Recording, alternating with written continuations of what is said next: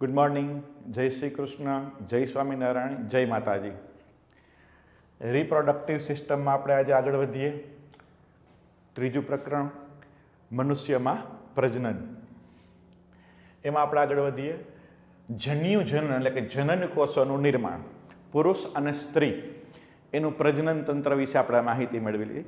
પુરુષનું પ્રજનન તંત્ર અને એની સહાયક પ્રજનન ગ્રંથિ, સ્ત્રીનું પ્રજનન તંત્ર અને તેની સહાયક પ્રજનન ગ્રંથિ। પુરુષનું મુખ્ય પ્રજનન અંગ શુક્રપિંડ છે અને શુક્રપિંડ એમાં શુક્રકોષ એટલે પ્રજનન કોષોનું નિર્માણ થાય। શુક્રપિંડમાં શુક્રકોષનું નિર્માણ થાય અને એ જે ક્રિયા છે એને શુક્રકોષ જનન કહેવાય। અંડપિંડમાં અંડકોષનું નિર્માણ થાય અને અંડપિંડમાં જે અંડકોષનું નિર્માણ થાય એ જે ક્રિયા છે એને અંડકોષ જનન કહેવાય। એટલે સંયુક્ત રીતે એને જન્યુજનન એટલે કે જનન કોષોનું નિર્માણ કહેવાય। સ્ત્રીની અંદર અંડકોષનું નિર્માણ અને પુરુષમાં શુક્રકોષનું નિર્માણ। પહેલા આપણે જોઈએ શુક્રકોષના નિર્માણની પ્રક્રિયા એટલે કે શુક્રકોષ જનન। શુક્રપિંડની અંદર અપરિપક્વ નર જનન કોષો એટલે કે આદિ શુક્રકોષો છે એ શુક્રકોષ જનન દ્વારા શુક્રકોષો ઉત્પન્ન કરે। શુક્રકોષ બનવાની ક્રિયા ક્યારથી થાય તો કે બાલ્યાવસ્થામાં નહીં, પણ જ્યારે યુવાન થાય એટલે યૌવન આરંભ, યુવાવસ્થાની શરૂઆત થાય, પુખ્ત ઉંમર બને પછી જ શુક્રકોષ બનવાની પ્રક્રિયા થાય। ક્યાં થાય? શુક્રપિંડમાં થાય। શુક્રપિંડમાં શુક્રકોષ બનવાની ક્રિયા શુક્રકોષ જનન। શુક્રકોષ જનનની ક્રિયા છે એના તબક્કામાં પહેલો તબક્કો છે એને ગુણન તબક્કો કહેવાય। એ જનન અધિચ્છદના કોષો। હવે પ્રશ્ન એ છે કે જનન અધિચ્છદના કોષો ક્યાં હોય? તો આપણે શુક્રપિંડની આંતરિક રચનામાં જોયું તો શુક્રોત્પાદક નલિકા હોય। શુક્રપિંડની અંદર શું આવેલું હોય? શુક્રોત્પાદક નલિકા। આ જે શુક્રોત્પાદક નલિકા છે એની દિવાલની અંદર જનન અધિચ્છદના કોષો આવેલા હોય। જનન અધિચ્છદના કોષો અહીંયા જે છે આ શુક્રોત્પાદક નલિકા છે એનો એક પાર્શિયલ ભાગ દર્શાવ્યો છે। તો એમાં આ જે છે જનન અધિચ્છદના કોષો કહેવાય। આને શું કહેવાય? જનન અધિચ્છદના કોષો। શુક્રોત્પાદક નલિકામાં આ જનન અધિચ્છદના કોષો, એ જનન અધિચ્છદના કોષોમાંથી શુક્રકોષ બનવાની શરૂઆત થાય અને પ્રથમ વિભાજન છે એ સમભાજન, કોષ વિભાજન વાળું ચેપ્ટર યાદ કરજો, સમસૂત્રી ભાજન એટલે એક કોષના બે કોષ થાય ને રંગસૂત્રની સંખ્યા પિતૃકોષ જેટલી જ રહીએ। મનુષ્યના દરેક કોષમાં કેટલા રંગસૂત્ર હોય તો કે 46 રંગસૂત્ર હોય, જેને આપણે 2n પણ કહીએ। 2n દ્વિકીય એટલે 46 રંગસૂત્ર હોય।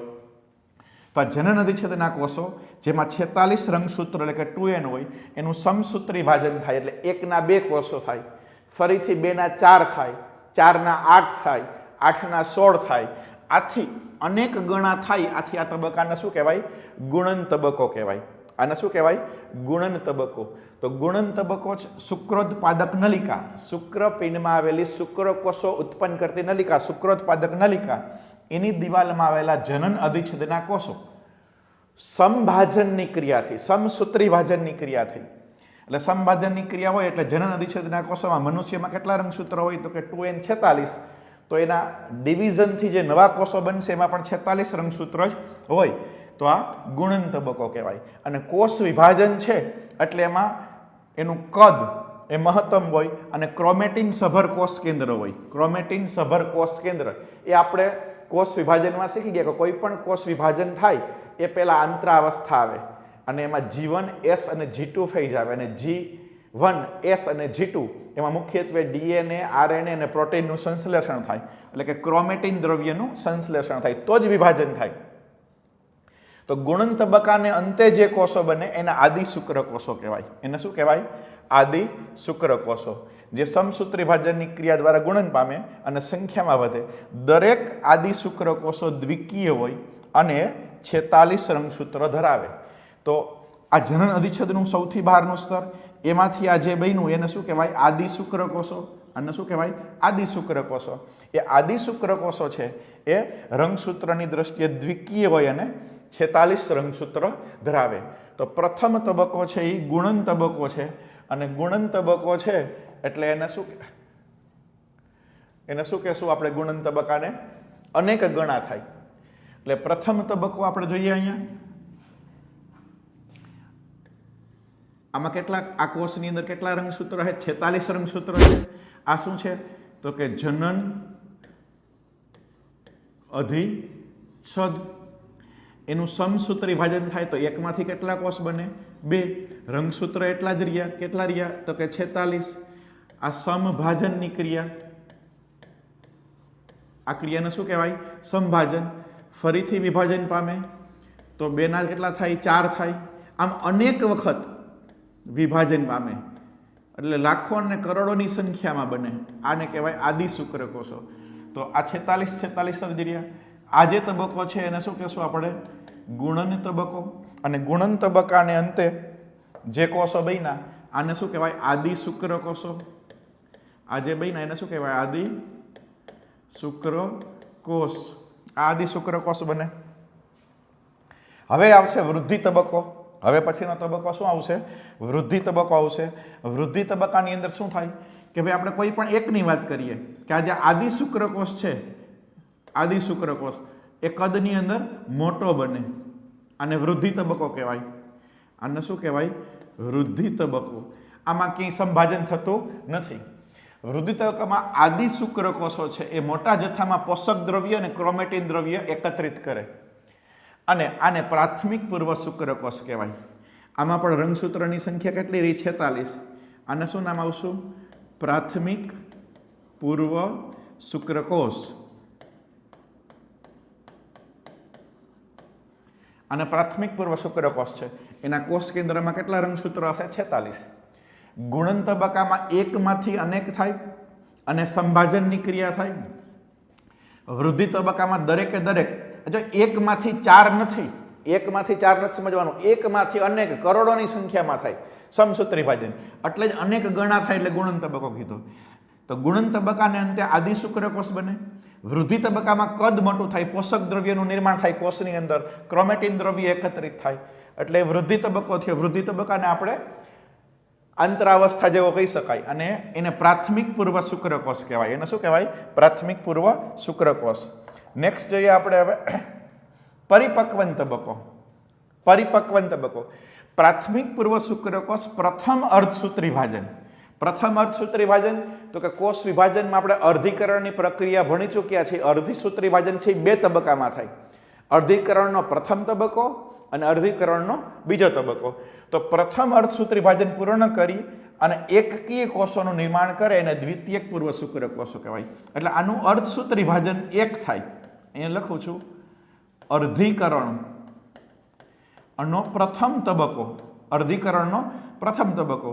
તો એકમાંથી કેટલા કોષ થયા? 2. પણ રંગસૂત્રની સંખ્યા કેવી થઈ ગઈ? અડધી એટલે n. એટલે મનુષ્યમાં કેટલા થઈ ગયા? 23 રંગસૂત્ર થઈ ગયા. એ રંગસૂત્રની સંખ્યા કેટલી થઈ ગઈ? 23. અને આને કહેવાય દ્વિતીયક પૂર્વ શુક્રકોષ. દ્વિતીયક પૂર્વ શુક્રકોષ.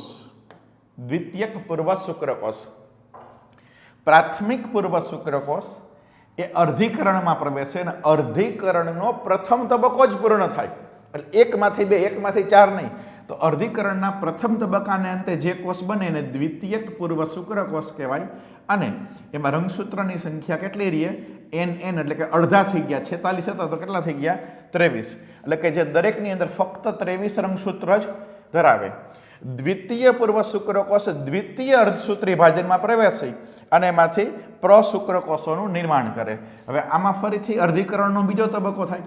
અર્ધીકરણનો બીજો તબક્કો છે, અર્ધીકરણનો તબક્કો 2, એ આપણને ખબર સમસૂત્રી ભાજન જેવો જ છે.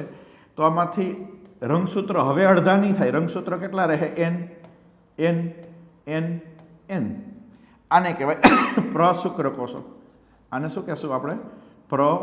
પ્રશુક્રકોષ. પ્રશુક્રકોષ કહેવાય. શુક્રકોષ જનન, આખી જે પ્રક્રિયા છે જન્યુ જનન, એ શુક્રપિંડમાં થાય. શુક્રપિંડમાં શુક્રોત્પાદક નલિકામાં થાય. શુક્રોત્પાદક નલિકામાં જનન અધિચ્છદ હોય એનું સમસૂત્રી ભાજન થાય. પહેલી વખત, અનેક વખત સમસૂત્રી ભાજન થાય. 1 ના 2, 2 ના 4, 4 ના 8, 8 ના 16, 16 ના 32, 32 ના 64, એમ કરોડોની સંખ્યામાં આદિ શુક્રકોષો બને. આ તબક્કાને ગુણન કહેવાય. દરેક આદિ શુક્રકોષો છે એ કદમાં વૃદ્ધિ પામે, ક્રોમેટિન દ્રવ્યનું નિર્માણ થાય એટલે વૃદ્ધિ તબક્કો કહેવાય. અને વૃદ્ધિ તબક્કાને અંતે જે શુક્રકોષ બને એને પ્રાથમિક પૂર્વ શુક્રકોષ કહેવાય. ત્યાર પછી એનું અર્ધીકરણ થાય. અર્ધીકરણના પ્રથમ તબક્કાને અંતે જે એકકીય રંગસૂત્ર એટલે એન રંગસૂત્ર ધરાવતો શુક્રકોષ બને એને દ્વિતીયક પૂર્વ શુક્રકોષ કહેવાય.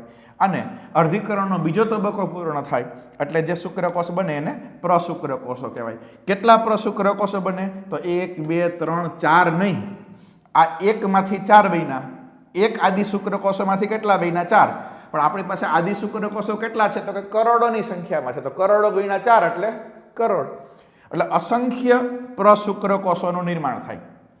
એક આદિ શુક્રકોષ, આ એકમાંથી આપણે લીધું તો કેટલા બન્યા? 4 પ્રશુક્રકોષ. તો એમાં આદિ શુક્રકોષ આપણી પાસે 4 નથી, અસંખ્ય છે. તો અસંખ્ય પ્રશુક્રકોષોનું નિર્માણ થાય. પુરુષની અંદર તમને એમ પૂછે કે દ્વિકીય કોષો એકકીય ક્યારે બને અને ક્યાં બને? પુરુષમાં દ્વિકીય કોષો એકકીય ક્યાં બને, ક્યારે બને? ક્યાં બને? તો કે શુક્રપિંડમાં બને. પુરુષની અંદર દ્વિકીય કોષો એકકીય શુક્રપિંડની શુક્રોત્પાદક નલિકામાં બને. ક્યારે બને? તો કે જ્યારે પ્રાથમિક પૂર્વ શુક્રકોષમાંથી દ્વિતીયક શુક્રકોષ બને ત્યારે આ તબક્કાની અંદર બને. જો આ દ્વિકીય છે, આ એકકીય છે, એટલે જ્યારે પ્રાથમિક પૂર્વ શુક્રકોષમાંથી દ્વિતીયક પૂર્વ શુક્રકોષ બને ત્યારે બને. ટૂંકમાં એમ યાદ રખાય કે જ્યારે પપ્પોમાંથી દીપુ બને ત્યારે પપ્પુ પ્રાથમિક પૂર્વ, દીપુ એટલે દ્વિતીયક પૂર્વ. પપ્પોમાંથી દીપુ બને ત્યારે અર્ધીકરણ થાય એટલે 2n માંથી n થાય એટલે 46 રંગસૂત્ર જે છે એ અડધા થઈને 23 રંગસૂત્ર આમાં બની જાય. પપ્પુમાંથી દીપુ એમ યાદ રાખવાનું. તો આ વૃદ્ધિ તબક્કો અને પરિપક્વન તબક્કો. હજી પણ શુક્રકોષ નથી બન્યા, માત્ર પ્રશુક્રકોષ જ બન્યા છે. તો આગળ ઉપર શું આવશે એ આપણે જોઈએ. શુક્રકાયાંતરણ. હજી છેલ્લે આપણે શું બન્યું હતું? તો કે પ્રશુક્રકોષો બન્યા હતા. લાસ્ટમાં આપણે જોયું કે આમ પ્રશુક્રકોષો છે. પ્રશુક્રકોષો છે એની અંદર n રંગસૂત્ર એટલે કે 23 રંગસૂત્ર છે. શુક્રકાયાંતરણ એટલે શું? તો કે પ્રશુક્રકોષો શુક્રકોષોમાં ફેરવાય, પુખ્ત શુક્રકોષમાં રૂપાંતરિત થાય. આ પ્રક્રિયાને શુક્રકાયાંતરણ, સ્પર્મિયોજિનેસિસ અંગ્રેજી નામ ઉપરથી પણ નીટમાં ક્વેશ્ચન પૂછાઈ ગયેલો છે એક વખત. એમાં શું ફેરફાર થાય? તો કે પહેલા તો કોષ કેન્દ્રમાં ફેરફાર થાય. કોષ કેન્દ્રમાં ફેરફાર થાય. કોષ કેન્દ્ર પાણી ગુમાવી સંકોચાય અને ઈંડા જેવો પાર્શ્વી ચપટો આકાર ધારણ કરે. આરએનએ અને કોષ કેન્દ્રિતા મોટા પ્રમાણમાં ઘટે, ડીએનએ વધુ સાંદ્ર બને. ડીએનએ નું પ્રમાણ વધે જ્યારે આરએનએ અને કોષ કેન્દ્રિકા સાંકડા પ્રમાણમાં બને. શું ફેરફાર થયો? તો કે આ શું છે? 2n n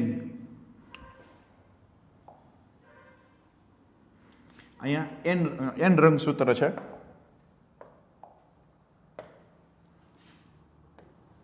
આ n રંગસૂત્ર. કોષ કેન્દ્રમાં શું ફેરફાર થાય? કોષ કેન્દ્ર એટલે જે કોષ કેન્દ્ર છે એ પાણી ગુમાવશે. પાણી ગુમાવશે એટલે એ ચપટું બનશે. એટલે કોષ કેન્દ્ર છે ને એવું સાહેબ ચપટું બની જાય, ઈંડા આકારનું બની જાય. રંગસૂત્ર એમાં n જ છે. ડીએનએ નું પ્રમાણ વધે છે એમ કહીએ. અને આ કોષ છે જે ઈંડા આકારનો, ઓવેલ આકારનો બની જાય, ચપટા આકારનો બની જાય. ઈંડા આકારનો એટલે કે ઓવેલ આકારનો બની જાય. તો કોષ કેન્દ્રમાં શું ફેરફાર થયા? આ રીતના કોષ કેન્દ્રમાંથી પાણી દૂર થયું, આરએનએ અને કોષ કેન્દ્રિકા સંકોચાય, ડીએનએ નું સંકેન્દ્રણ વધે અને કોષ છે એ પાર્શ્વી રીતે ચપટો બને એમ કહી શકાય. બીજા ફેરફાર શું થશે?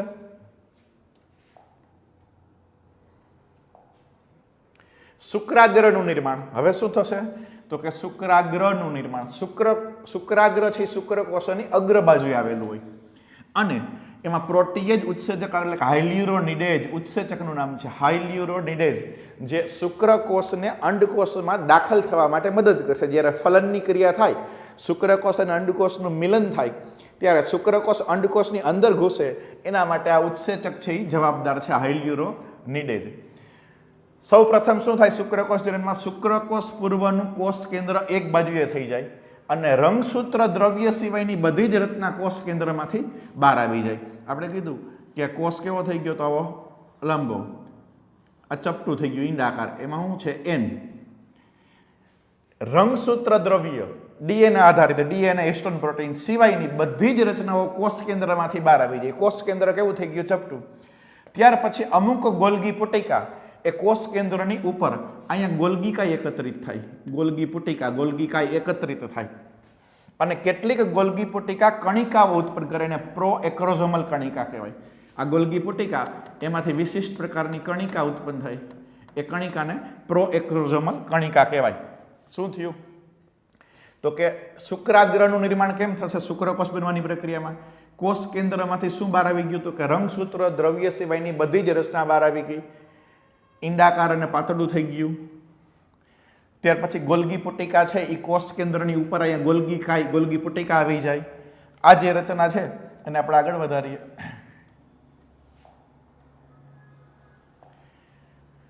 આવી કણિકાઓમાં પુટિકાનો સમાવેશ થાય ને પ્રોએક્રોબ્લાસ્ટ કહેવાય. જો ગોલ્ગી પુટિકામાંથી કેટલીક કણિકા, ગોલ્ગી પુટિકા ક્યાં હોય? કોષ કેન્દ્રની ઉપર. ફરીથી અહીંયા દર્શાવી દઉં. આ કોષ કેન્દ્ર એન, આ ગોલ્ગી પુટિકા, અહીંયા ગોલ્ગી પુટિકા કોષ કેન્દ્રની ઉપર ગોલ્ગી પુટિકા છે. એમાંથી કણિકાનો સ્ત્રાવ થાય ને પ્રોએક્રોઝોમલ કણિકા કહેવાય. પ્રોએક્રોઝોમલ કણિકા. આ કણિકા છે એ પ્રોએક્રોબ્લાસ્ટ પુટિકામાં ફેરવાય, એટલે ફરીથી પુટિકામાં ફેરવાય. કેટલીક પુટિકા આવેલી ગોલ્ગી પુટિકા, બાકીનો ભાગ હોય એને ગોલ્ગી રેસ્ટ કહેવાય. એટલે ગોલ્ગી કાઈ સંપૂર્ણ નહીં, ગોલ્ગી કાઈનો અમુક ભાગ વધે એને ગોલ્ગી રેસ્ટ એટલે બાકી રહેલો ભાગ. અને અમુક ભાગ છે એ આવી પ્રોએક્રોઝોમલ કણિકાયુક્ત પુટિકામાં ફેરવાય. પ્રોએક્રોઝોમલ કણિકાયુક્ત પુટિકામાં એને પ્રોએક્રોબ્લાસ્ટ કહેવાય. આ પ્રોએક્રોબ્લાસ્ટ છે એ ઓગળી જાય અને એક મોટી પુટિકા બનાવે, એને એક્રોબ્લાસ્ટ કહેવાય. એને શું કહેવાય? એક્રોબ્લાસ્ટ. અને એમાં આવેલી કણિકાને એક્રોઝોમલ કણિકા કહેવાય. આ એક્રોબ્લાસ્ટ છે એ કોષ કેન્દ્ર સાથે જોડાઈ જાય એટલે શુક્રકોષનું શીર્ષ બને. ફરીથી ગોલ્ગી પુટિકા, આ ગોલ્ગી પુટિકા અહીંયા દર્શાવી આપણે જે 11મા ધોરણમાં શીખી ગયા એવી પુટિકા હોય. આ ગોલ્ગી પુટિકા, કોથળીની ચપટી કોથળી જેવી રચના. આ ગોલ્ગી પુટિકામાં શું થશે? તો કે અહીંયા હવે કણિકા આવેલી હોય. આ શું છે? કણિકા. આ કણિકાને શું કહેવાય? પ્રોએક્રોઝોમલ કણિકા. બાકીનો જે ભાગ છે એને શું કહેવાય? Golgi rest. બાકીના ભાગને શું કહેશું? Golgi rest. હવે આ જે પુટિકા છે જેમાં કણિકા છે એ પુટિકાને શું કહેવાય? પ્રોએક્રોબ્લાસ્ટ. એને શું કહેવાય? પ્રોએક્રોબ્લાસ્ટ. આવી બધી એકથી વધુ, માની લો કે આમાં પણ છે, તો આ બે પુટિકા ઓગળીને એક મોટી પુટિકા બની ગઈ. આ બે પુટિકા ઓગળી ગઈ એકબીજામાં અને એક મોટી પુટિકા બની ગઈ, તો એને એક્રોબ્લાસ્ટ કહેવાય. અને એની અંદર જે કણિકા આવેલી છે એને એક્રોઝોમલ કણિકા કહેવાય. એક્રોબ્લાસ્ટ એટલે અહીં માની લો કે આ એક્રોબ્લાસ્ટ છે એ, અને કોષ કેન્દ્ર એટલે આ કોષ કેન્દ્ર જેમાં એન રંગસૂત્ર છે, આ બંને સાથે મળી અને શીર્ષ બનાવે. શુક્રકોષનું શીર્ષ કેમાંથી બન્યું? એન રંગસૂત્ર એટલે કોષ કેન્દ્ર અને કયો ભાગ છે? ગોલ્ગીકાઈ. ગોલ્ગીકાઈનો કયો ભાગ? જેમાં એક્રોબ્લાસ્ટ આવેલું હોય એ. ગોલ્ગીકાઈનો એ ભાગ એટલે એક્રોબ્લાસ્ટ. ક્લિયર ન થતું હોય તો આખી ગોલ્ગીકાઈ નહીં, ગોલ્ગીકાઈનો અમુક જ ભાગ છે એક્રોબ્લાસ્ટ બનાવે અને એમાં આવેલી કણિકાને એક્રોઝોમલ કણિકા કહેવાય. બાકીનો વધેલો ભાગ હોય એને ગોલ્ગી રેસ્ટ કહેવાય. તો આ રીતના શીર્ષનું નિર્માણ થાય.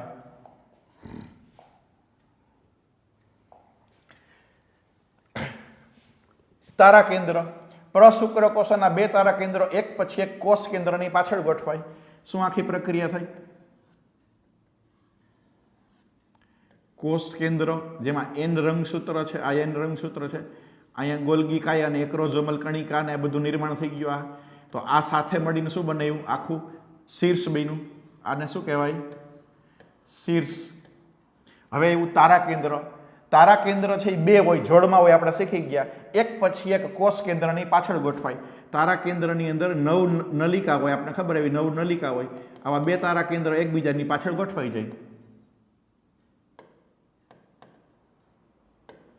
બે તારા કેન્દ્ર એકબીજાની પાછળ ગોઠવાઈ ગયા. બીજા અર્થમાં કેવું? આ તારા કેન્દ્ર, બીજું તારા કેન્દ્ર,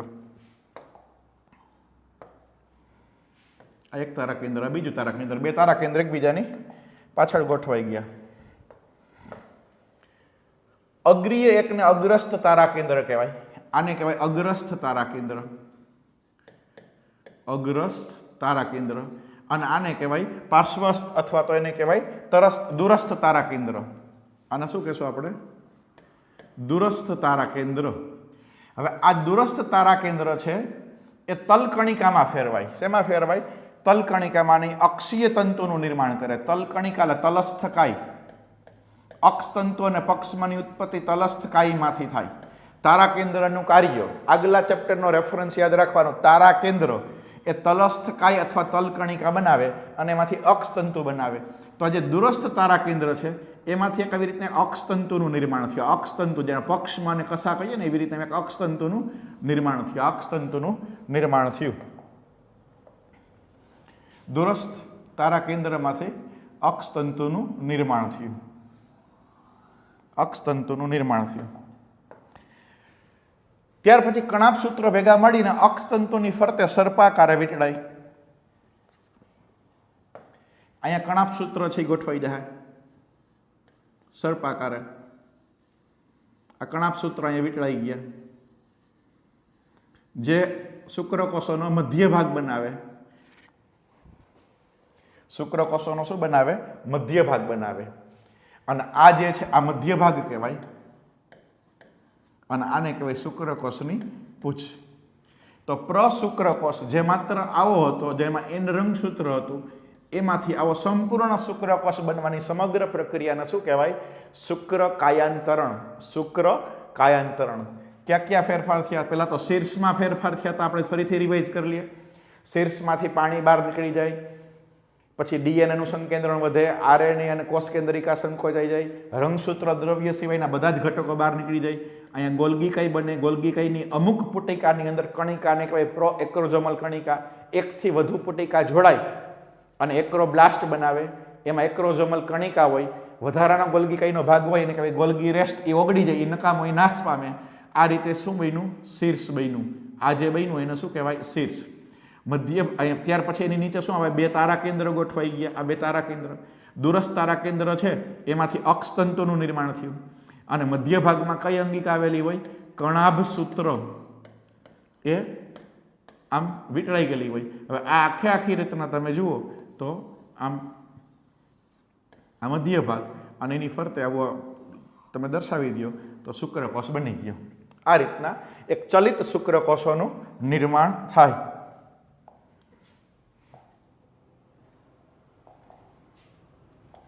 શુક્ર કાયાંતરણ બાદ શુક્રકોષોનું શીર્ષ સર્ટોલી કોષોમાં સ્થાપિત થાય. સર્ટોલી કોષો શબ્દ આવી ગયો છે, યાદ કરો, યાદ કરો. ક્યાં આવ્યો તો કે શુક્રપિંડ ગ્રંથિમાં. શુક્રપિંડની અંદર શુક્રોત્પાદક નલિકા. શુક્રોત્પાદક નલિકાની દિવાલમાં બે પ્રકારના કોષો હોય, જનનદિછેદના કોષો, સર્ટોલી કોષો.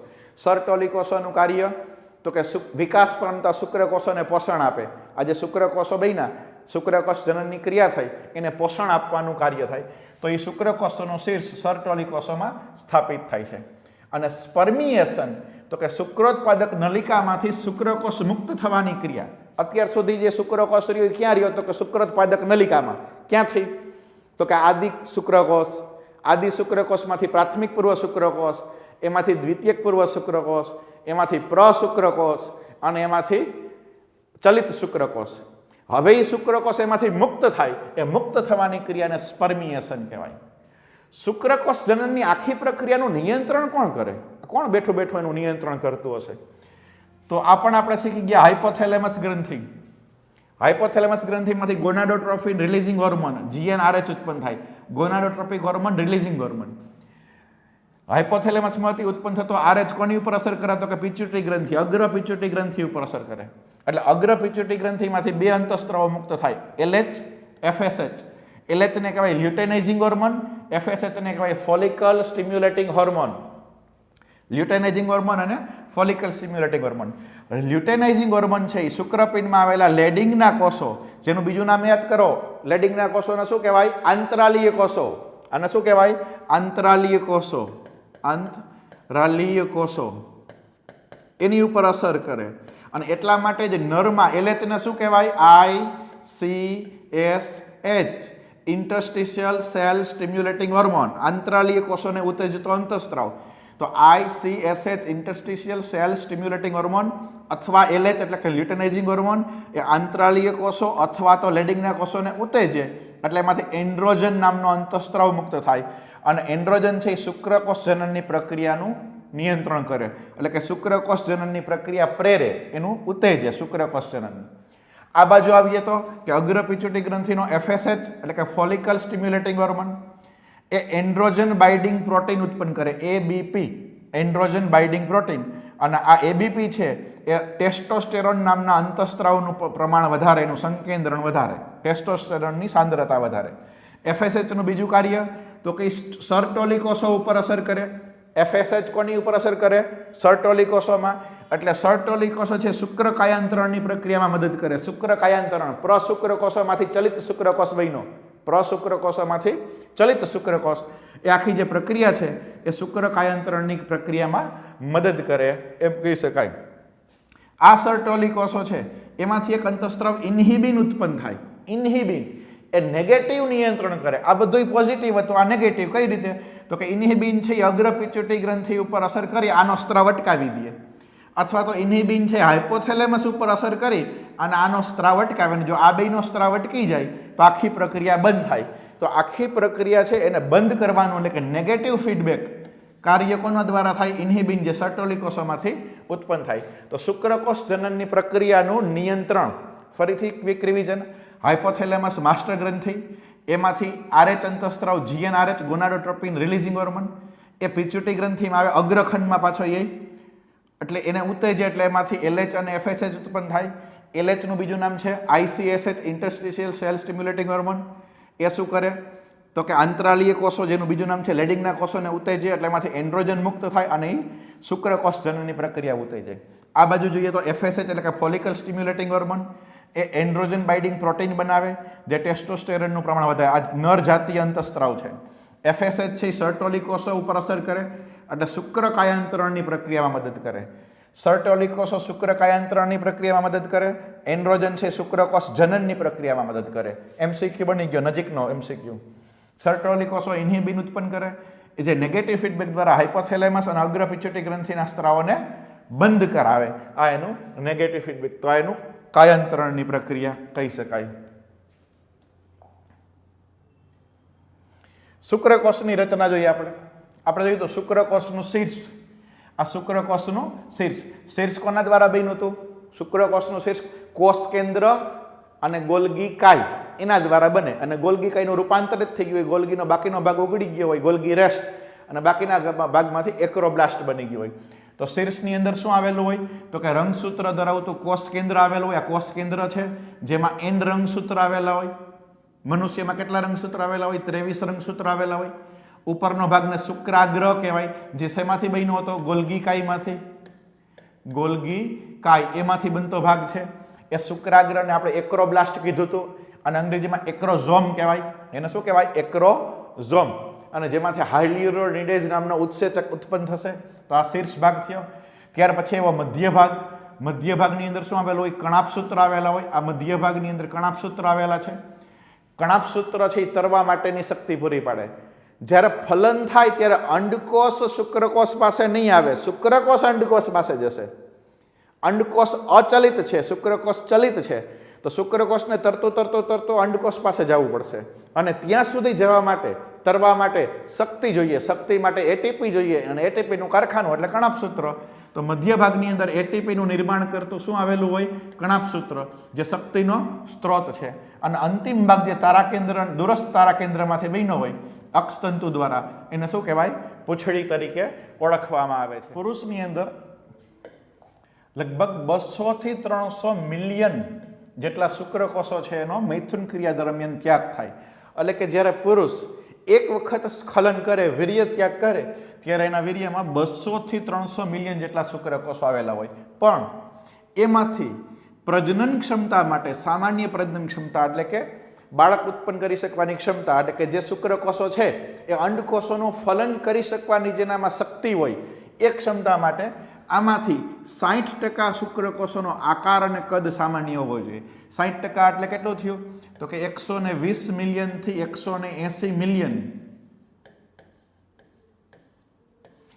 આના 60% એટલે 120 થી 180 મિલિયન શુક્રકોષો છે, એનો કદ અને આકાર સરખું હોવું જોઈએ. અને 40% છે એ શક્તિશાળી ચલિતતા, હલનચલન દર્શાવતા હોવા જોઈએ. આના 40% એટલે 80 થી 120 મિલિયન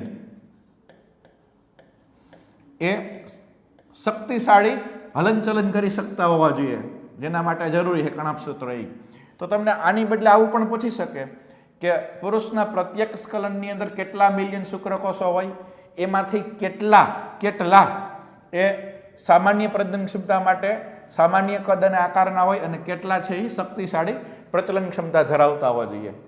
શુક્રોત્પાદક નલિકાઓમાંથી શુક્રકોષો મુક્ત થાય અને સહાયક નલિકા છે એટલે એમાં શુક્રપિંડ જાલિકા, શુક્રવાહિકા, શુક્રવાહિની આ બધી આવે. અને શુક્રકોષની પરિપક્વતા માટે અને ગતિશીલતા માટે અધિવૃષણ નલિકા, શુક્રવાહિની, શુક્રાશય, પ્રોસ્ટેટ ગ્રંથિનો સ્ત્રાવ પણ આવશ્યક છે એમ કહી શકાય. અને લાસ્ટમાં આપણે દર વખતે જોઈએ છીએ કે QOD question of the day. પ્રજનન તંત્રમાં શુક્રકોષોના વહનનો સાચો માર્ગ પસંદ કરો. પ્રજનન તંત્રમાં શુક્રકોષોના વહન, શુક્રકોષ ઉત્પન્ન ક્યાં થાય? શુક્રપિંડમાં. એનો સાચો વહન. NEET 2016, NEET 2017, NEET 2019. નીટની અંદર 3 વખત આ પૂછાઈ ગયું છે, નીટમાં પૂછાયેલો પ્રશ્ન. તો સૌ પ્રથમ પ્રજનન તંત્રમાં શુક્રકોષોના વહનનો સાચો માર્ગ, શુક્રોત્પાદક નલિકા એના જનન અધિચ્છદમાંથી શુક્રકોષ બને. રેટ શુક્રપિંડ એટલે શુક્રપિંડ જાલિકા, આવું નીટના પેપરમાં થાય, કારણ કે નીટનું પેપર ઓલ ઇન્ડિયા લેવલે નીકળે અને એને ઘણી વખત ચોક્કસ ગુજરાતી શબ્દ ના મળે તો અંગ્રેજી શબ્દ મૂકી દઈએ. તો રેટ ટેસ્ટીઝ એટલે કે શુક્રપિંડ જાલિકા, પછી એમાંથી શુક્રવાહિકા, પછી અધિવૃષણ નલિકા, પછી શુક્રવાહિની, પછી સ્ખલન નલિકા, મૂત્રમાર્ગ અને છેલ્લે યુરેથ્રલ મિટ્સ. આ પણ અંગ્રેજી શબ્દ મૂકી દીધો. યુરેથ્રલ મિટ્સ એટલે કે જ્યાં શિશ્નનું ઓપનિંગ હોય, એટલે મૂત્રમાર્ગનું ઓપનિંગ એટલે સૌથી છેડો, પુરુષના પ્રજનન તંત્રનો અંતિમ ભાગ કે જ્યાંથી શુક્રકોષો અને મૂત્રનો ત્યાગ થાય એ. તો આ ઓપ્શન જ એટલે કે ઓપ્શન એ છે એ જ સાચો છે. બી, સી અને ડીમાં જુઓ તો ઇન્ગ્વિનલ કેનાલ આપ્યું છે, એમાંથી શુક્રકોષોનું વહન ન થાય. તો આમાં પણ ઇન્ગ્વિનલ કેનાલ આપ્યું, આમાં પણ ઇન્ગ્વિનલ કેનાલ આપ્યું. તો આ 3 ઓપ્શન તો એમને નીકળી ગયા. તો એમ પણ હાલે કે આ ન આવે, આ ન આવે ને આ ન આવે, તો એનો મતલબ કે આ આવે. એટલે આન્સર એ છે એ સાચો આન્સર છે. તો 3 વખત નીટમાં પૂછાયેલો પ્રશ્ન, એનો મતલબ કે નીટની અંદર ક્વેશ્ચન રિપીટ પણ થાય છે, આ એની સાબિતી. નેક્સ્ટ લેક્ચરમાં આપણે અંડકોષ જનન વિશે માહિતી મેળવશું. Have a nice day. ભણતા રહેજો.